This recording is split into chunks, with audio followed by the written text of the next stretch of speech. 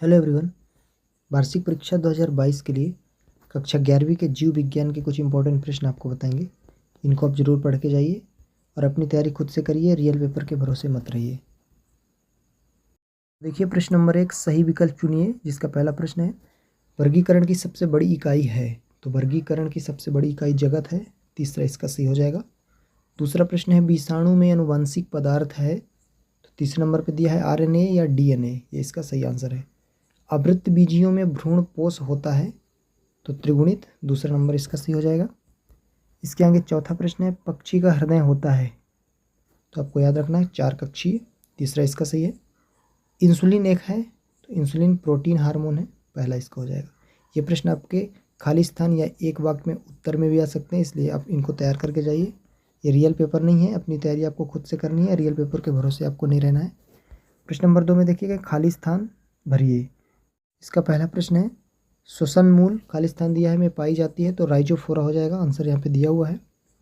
दूसरा है, ऑस्ट्रेलियन बबूल में पर्णवृंत के रूपांतरण को खाली स्थान दिया है, कहते हैं क्या कहते हैं, फिल्लोड या पर्णाभवृंत कहते हैं, आंसर यहाँ पे दिया है, आप इनको पढ़ के जाइए।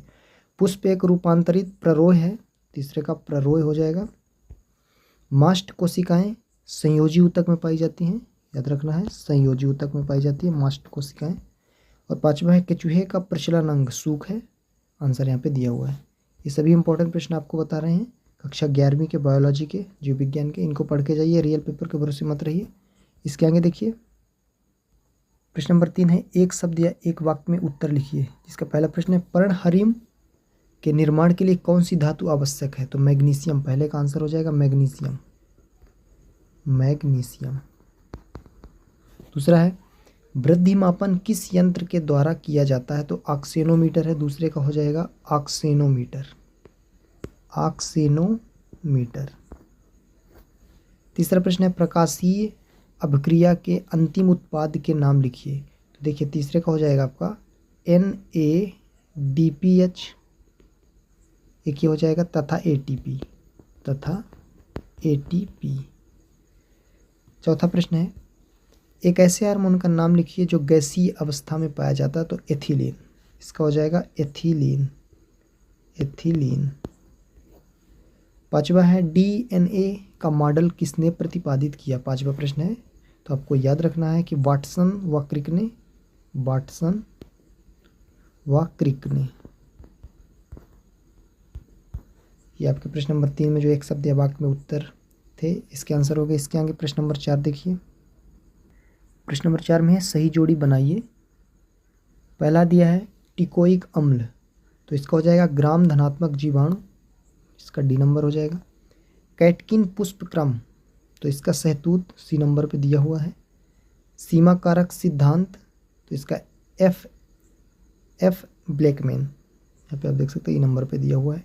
एड्रीनेलिन, इसका संकटकालीन हार्मोन है, ये B नंबर पे हो जाएगा। और लाल पेशी का मायोग्लोबिन जो A नंबर पे है।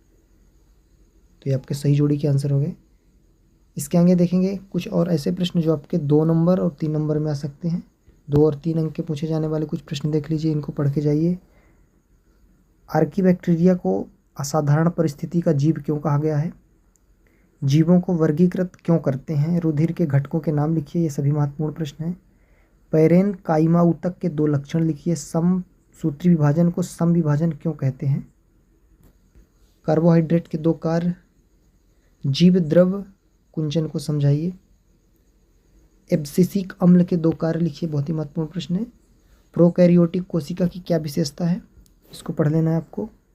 दोहरी इकाई झिल्ली के घिरे 2 कोशिकांग के नाम, इन कोशिकांगों की 2 विशेषताएं भी पढ़ लीजिए। ग्लाइकोसाइडिक बंध एवं पेप्टाइड बंध क्या है। एंजाइम के महत्वपूर्ण गुणों को लिखिए, ये महत्वपूर्ण प्रश्न है। यकृत के कार्य पढ़ लेना है। लिंग हार्मोन क्या है, 2 लिंग हार्मोन्स के नाम लिखिए। इसके आगे कुछ और महत्वपूर्ण प्रश्न है। रुधिर तथा लसिका में अंतर लिखिए, 2-3 अंतर आप पढ़ सकते हैं रुधिर और लसिका में। टेंडन एवं लिगामेंट के अंतर 2 या 3 अंतर आप पढ़ सकते हैं। एक बीजपत्री एवं द्विबीजपत्री पादपों में अंतर लिखिए। कशेरुकी एवं अकशेरुकी जंतुओं के लक्षण की तुलना कीजिए। तिलचट्टे के रक्त परिसंचरण तंत्र का नामांकित चित्र, ये भी पढ़ सकते हैं। तो कुछ इंपॉर्टेंट प्रश्न है आपके।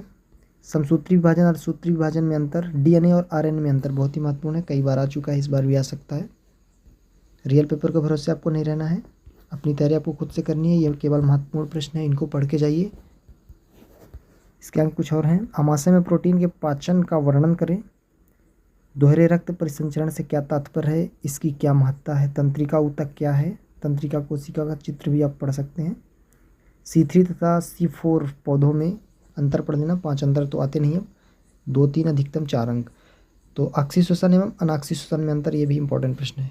तो आपका जो जीव विज्ञान का पेपर है कक्षा 11वीं का, इसके कुछ इंपॉर्टेंट प्रश्न थे, इनको पढ़ के जाइए और अपनी तैयारी खुद से करिए।